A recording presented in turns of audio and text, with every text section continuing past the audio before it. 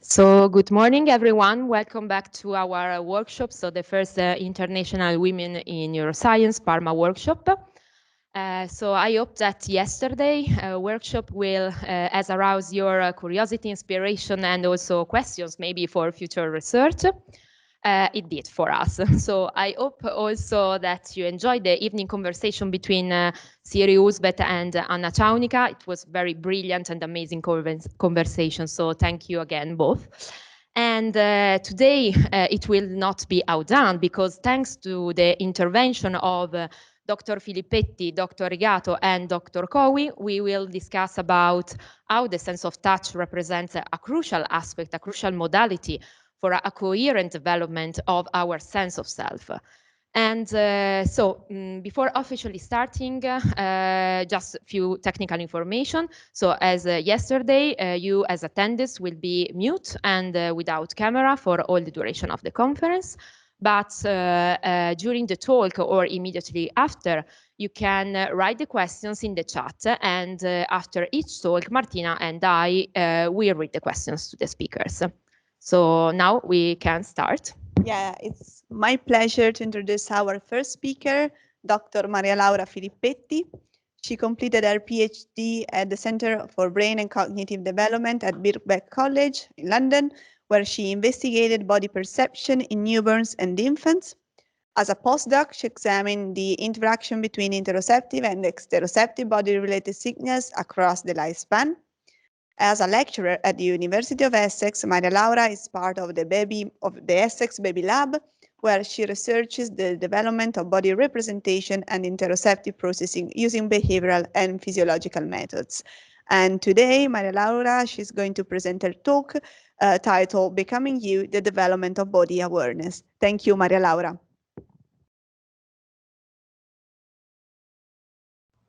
Hi, thank you. I'm going to try and share my slides. There we go. Can you see okay? Yeah. Brilliant. Thank you. Okay. So thank you very much for inviting me here today. And thank you, Francesca and Martina, for organizing this super amazing workshop. It's been so interesting, and I hope I can make justice today with my presentation as well. As I was saying, what I wanted to talk about today is yes, how we develop an emerging multisensory body awareness, but I'd like to focus on the face, so self-face representation.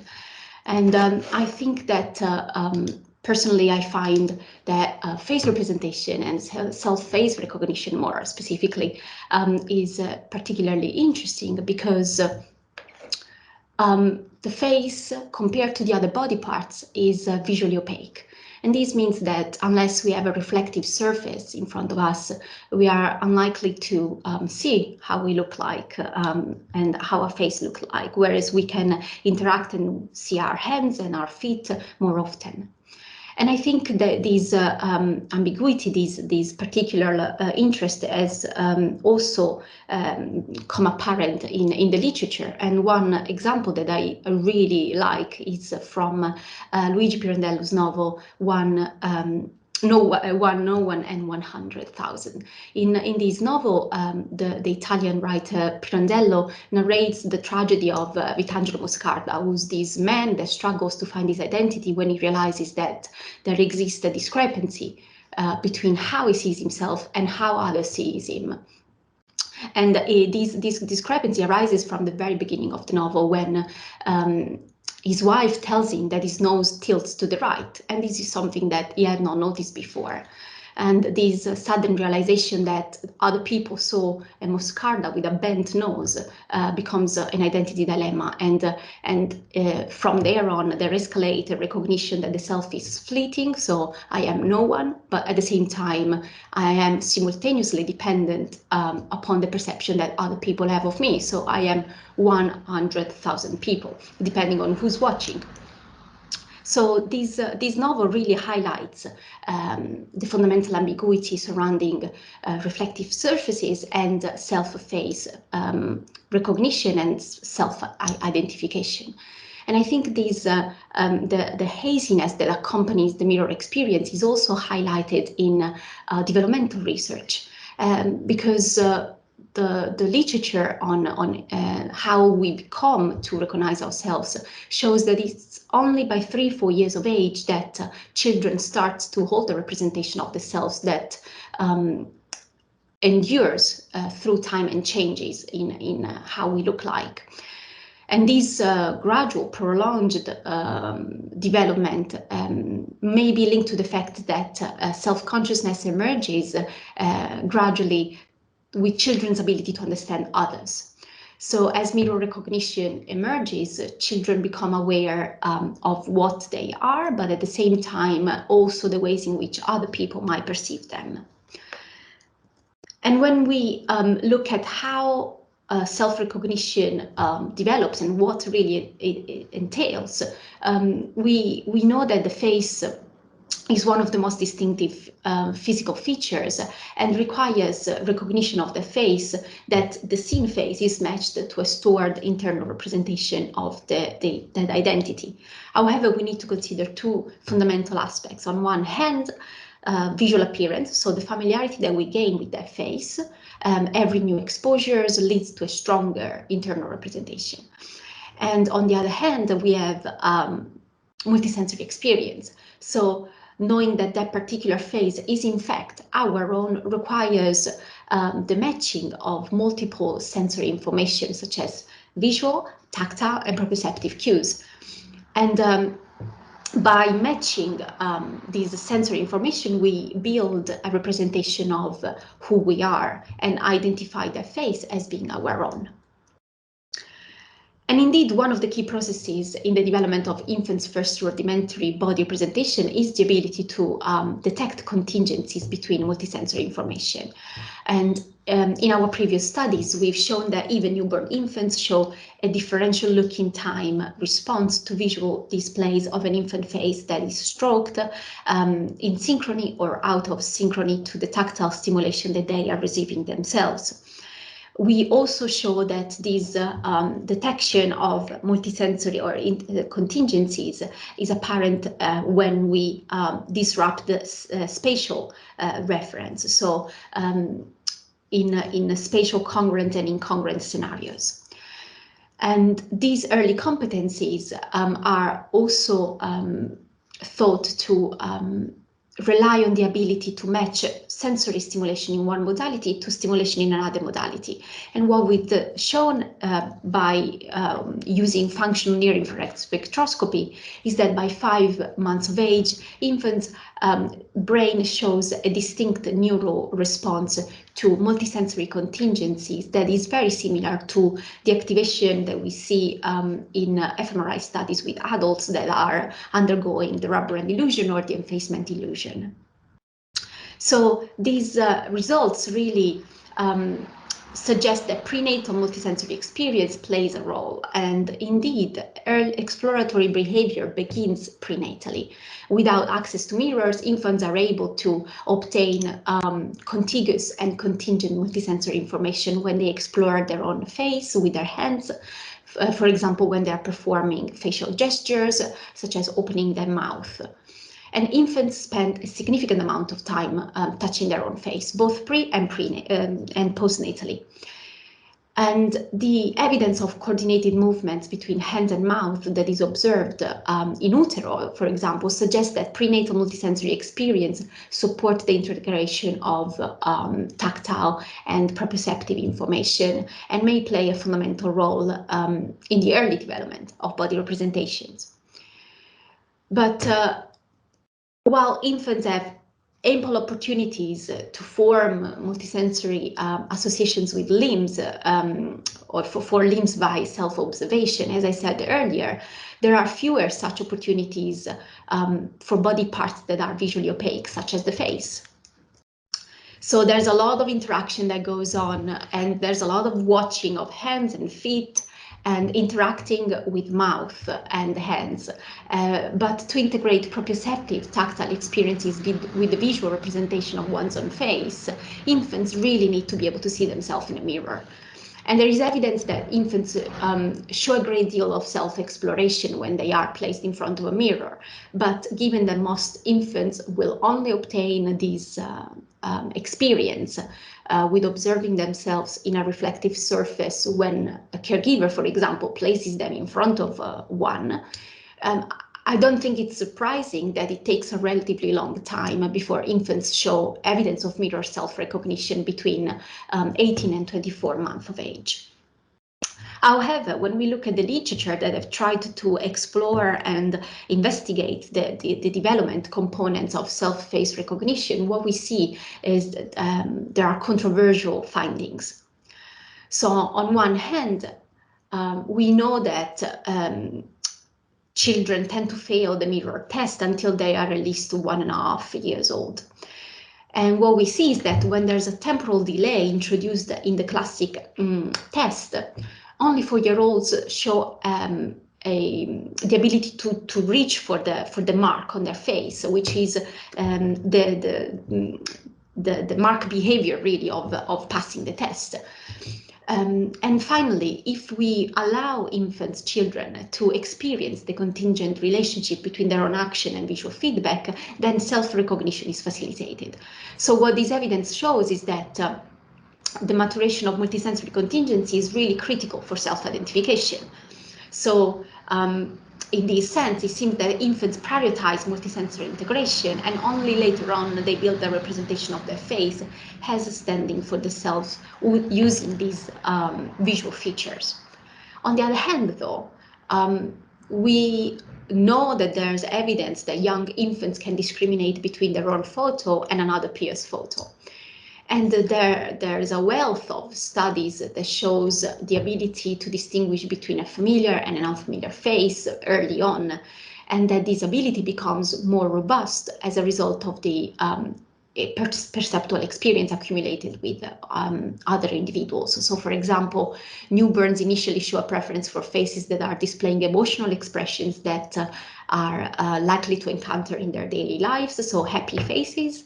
And as they gain experience with different emotions and different facial expressions, sad faces and fearful faces, they then begin discriminating among a variety of them.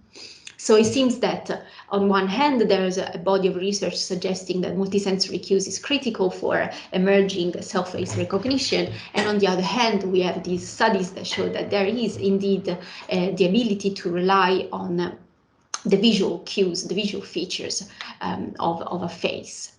So in this study, we set out to investigate whether it was visual familiarity or multisensory contingency that would be associated with performance in explicit self-recognition. And we hypothesized that infants who didn't show any mark-directed behavior at the mirror test, so the ones that we called non-recognizers, that didn't pass the mirror test, they would show a preferential look-in time to the self face compared to another peer's face. And we also hypothesized that if multisensory integration represents a valuable learning tool in differentiating between what pertains to the self and what pertains to others, then non-recognizers would be more attuned towards the self face when experiencing visual tactile synchrony as opposed to asynchrony. So in this in this study, we had 2 tasks. A preferential looking task where toddlers, 18-month-old babies, were watching their face and a peer's face being touched on the cheek with a brush. So similar to the newborn studies that I showed earlier, and at the same time they were feeling a touch on the same side of the face. We manipulated the temporal synchrony, so visual tactile stroking could either be synchronous or asynchronous, and the face identity, so they could see either themselves or another peer's face. The second task was the mirror test, and we followed the classic instructions for the test. We looked for mark-directed behaviors, so whether they would reach for the spot in an attempt to remove it. what we found is that when we look at the proportional look in time to the self and to the others of infants that passed and didn't pass the mirror test, we see two main findings. So on one hand, non-recognizers watch their face for longer. So infants that didn't show any mark-directed behavior at the mirror test spend significantly more time looking at their own face compared to the other face. However, this visual preference was present irrespective of the stroking. So visual tactile temporal synchrony didn't seem to play a role, didn't make a difference in this study. So one of our hypotheses was that infants that don't pass the test, the non-recognizers, would show a preferential looking towards their own face, and we did find this. We suggest that perhaps non-recognizers, they have not yet established a robust enough representation of their own visual appearance, and self-recognition might unfold over time and be dependent upon the familiarity that infants gain gradually with their own facial features during the first year of time of life. And so they use any instance of looking at themselves to further consolidate these mental representation that they have. However, we see that there's no effect of multisensory integration, which was a bit puzzling. But we do know that, we do know that multisensory information plays a critical role in self-face recognition. And despite being a key distinctive feature of a physical appearance, multisensory visual tactile stimulation can alter self-other boundaries and elicit a change in adult self-face representation.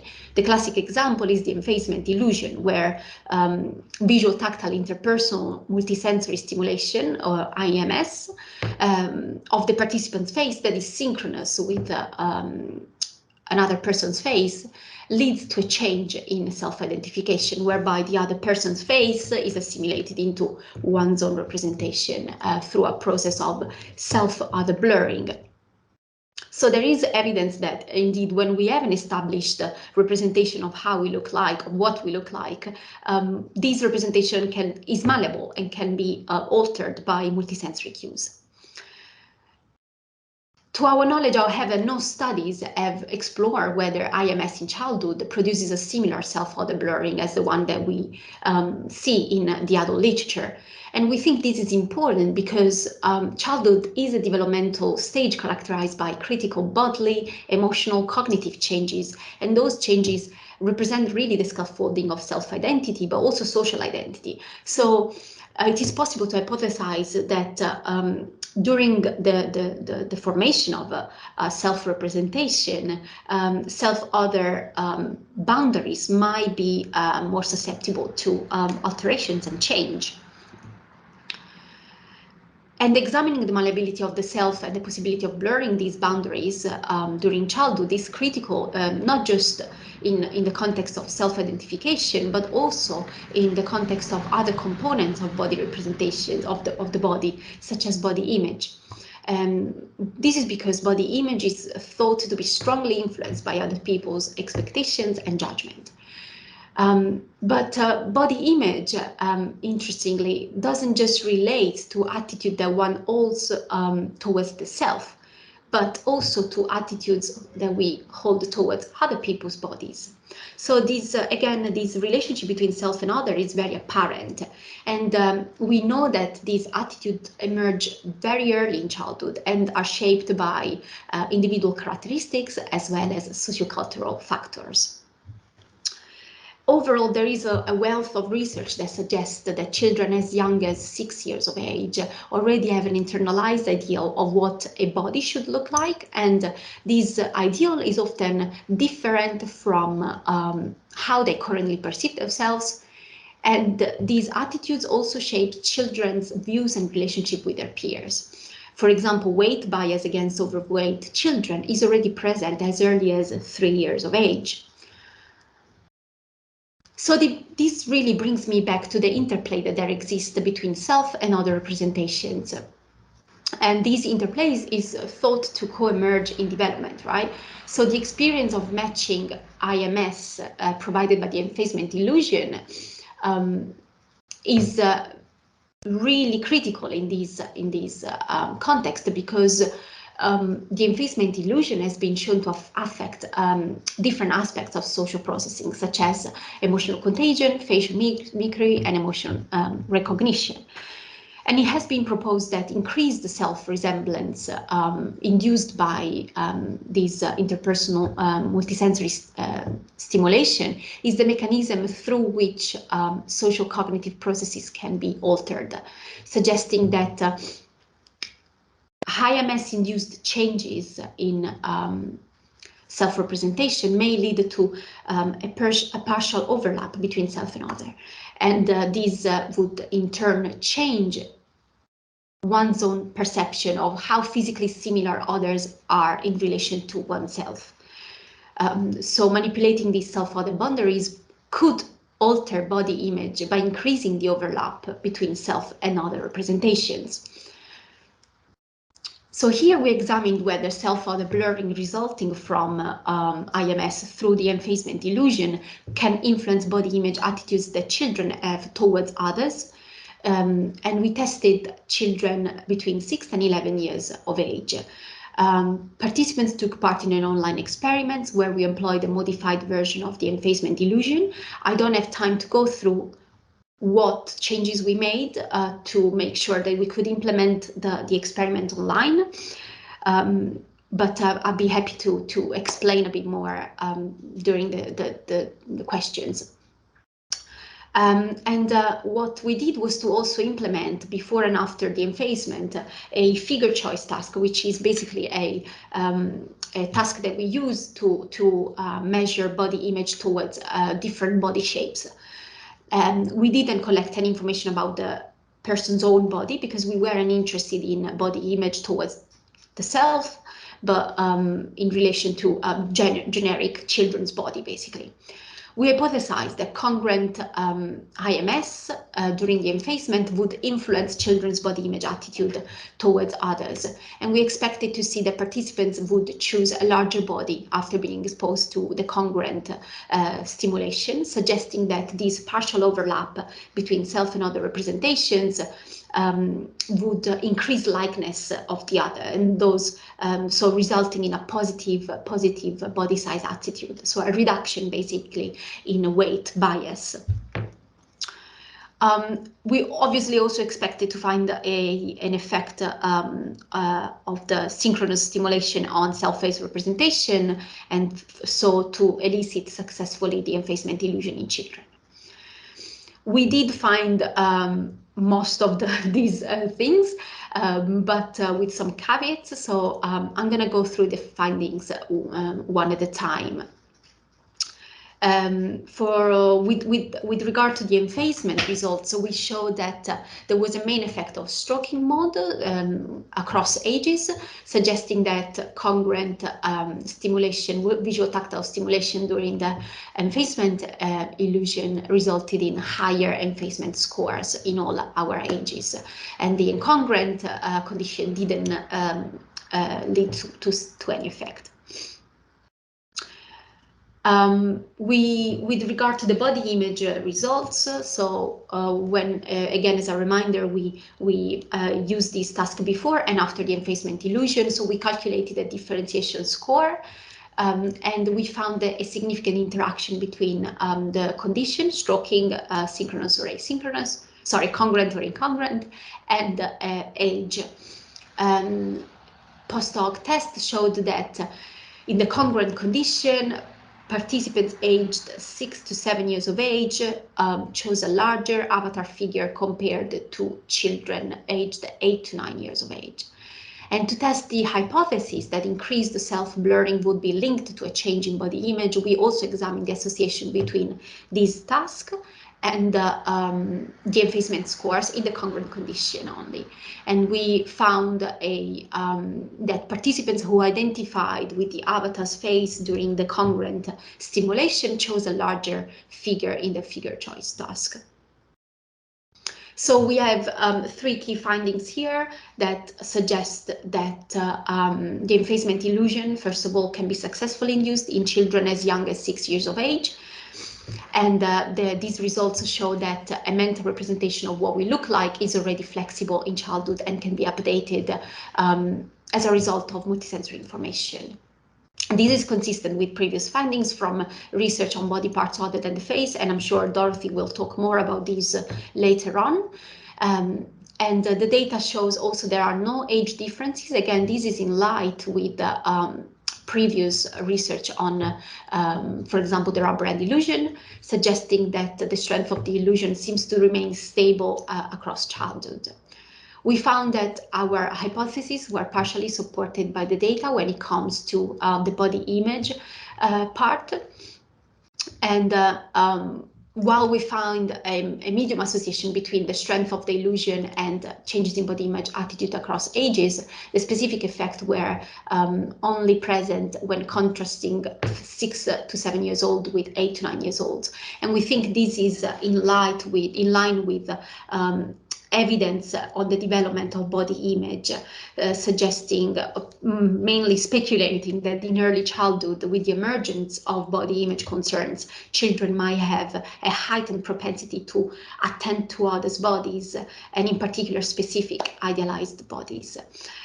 So we think it might be important to look at other critical periods of vulnerability for the development and maintenance of body image concerns, such as adolescence. I have some ideas in relation to the results presented, which I drafted here in a very, very simplistic, rough way. But just to really sum up, it may be possible that early intersensory contingencies play a role in the early formation of body representation, and specifically when it comes to visual tactile cues. So here, a face might just be another body part. And as infants gain more experience with their own visual features through the established visual dominance that is observed during infancy and early childhood, then children build an internal representation of their face that is primarily focused on appearance. And here, it may be possible that the other sensory cues are not playing as much of a role. And as they learn to calibrate their weight between different modalities to achieve efficient multisensory integration, self-face representation can be flexibly updated in light of incoming sensory inputs, as we see with the manipulations in the effacement illusion. So those are just some ideas that obviously need some backup from experiments, which I'm looking forward to do in the future, but I'm also looking forward to hear what you think about this. So thank you very much to all the people involved in these studies, and thank you for listening. Thank you so much, Maria Laura. Amazing talk. So thank you very much. So now we have time for a Q&A session. So the first question is from Francesca Garbarini. Actually, I had the same question. So the question is, thank you, Maria Laura, for this super interesting talk. We are curious to know, how did you set the online experiment? Of course. Thank you. Yeah. So thank you, COVID, first of all. So it wasn't easy. And what I'm really looking forward is to actually replicate these findings in the lab using the classic experiment. But we had to make some major, I suppose, adaptations. First of all, we asked the children to touch their own face. And we didn't use any manipulation that involved synchronies, because we were worried that compliance with the task would be affected. So to maximize control that we had over the experimental protocol, we asked them to touch their cheek all the time, basically, whenever they heard a sound that could either match or mismatch what they were seeing. And what we manipulated was the congruency. So in the congruent condition, they were seeing a touch on the cheek, and on the incongruent condition, the face displayed was touching the nose.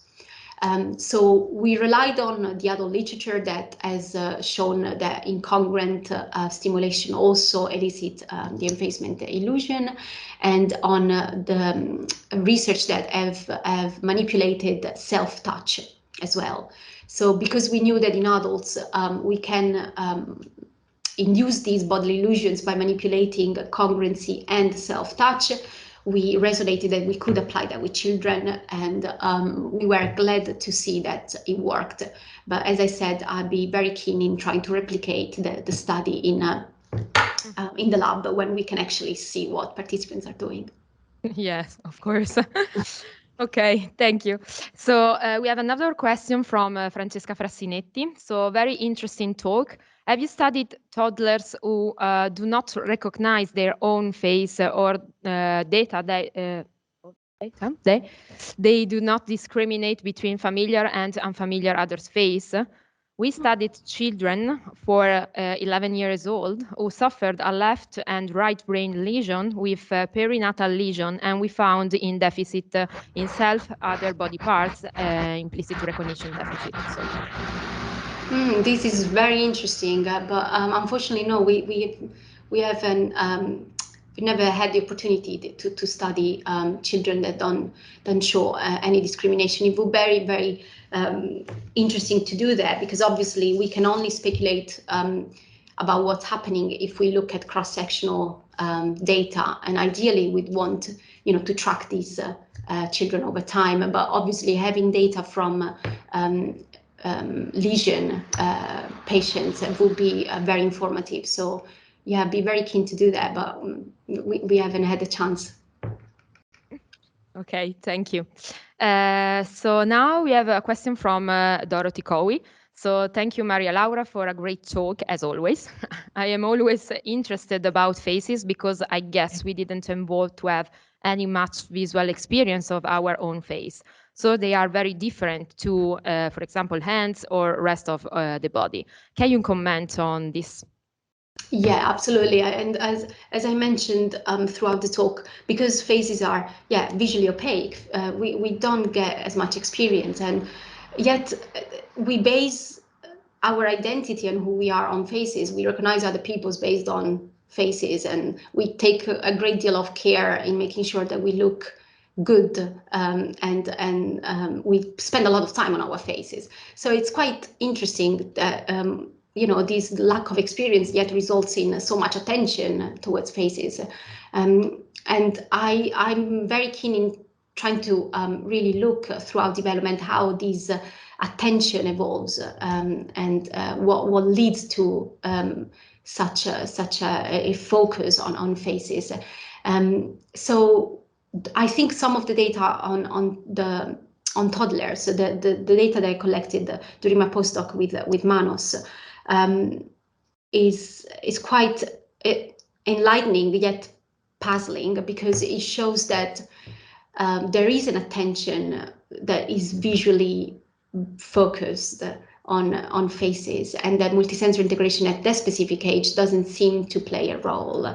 So in some senses, I think the most obvious and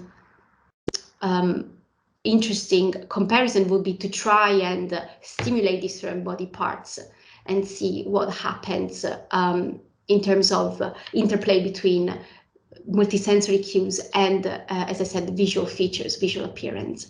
We have a study lined up that is a registered report that is looking specifically at these minor changes in visual appearance and the role they play early in life, but it would be nice to look at that longitudinally, I think. And there's some research on reaching for different tactile stimulators across the body on infants, and that data, I think it shows that reaching for targets on the face is the last one to develop, and I think that's also possibly some of the reasons why we by not having visual experience with our face, we tend to integrate other senses with face later on, if it makes sense. Yes, of course. Thank you. We have another question from Maria Alessandra Umilta. So thank you for your interesting talk. During preference looking to familiar and unfamiliar face images task of your first experiment, did you show neutral faces? I'm asking because maybe showing emotional faces, happy or sad, for example, multisensory integration could be effective. Yes. Well, no, the answer is no, but yes, I agree. So we didn't show different emotional expressions. So we kept the face constant across conditions. So any effect that we found, we hope is purely due to the key manipulation rather than the facial expression. But I totally agree that emotions play a role, and it would be definitely something to look for in future research and see whether multisensory integration is affected by that. Yeah, thank you so much. So I have just one curiosity. So maybe do you believe that there are some sensitive or critical periods for an efficient development of the body representation in general? I definitely think so, and I think probably Dorothy will be more talking more about these. I think I'm just I keep saying that Dorothy, you will talk about stuff, but I'm not sure. Yes, maybe I'll ask the same questions later. Yes, that's good. So what I think is based on also the data that Dorothy has been collecting and the research that she's been doing, that there seems to be clear that there are some critical experience-dependent periods across infancy and childhood, and similar for Andy Bremner's data on spatial remapping of touch, and suggesting that as I tried to really mention very briefly at the end, the integration of multisensory cues changes across development, and it takes a whole lot of time for children to reach that optimal weighting of different sensory information and calibrate the weight that they have. So although my early studies show this early sensitivity, if you like, to contingencies across senses, I don't think there's anything innate about that. And I don't think that newborns have a body representation either.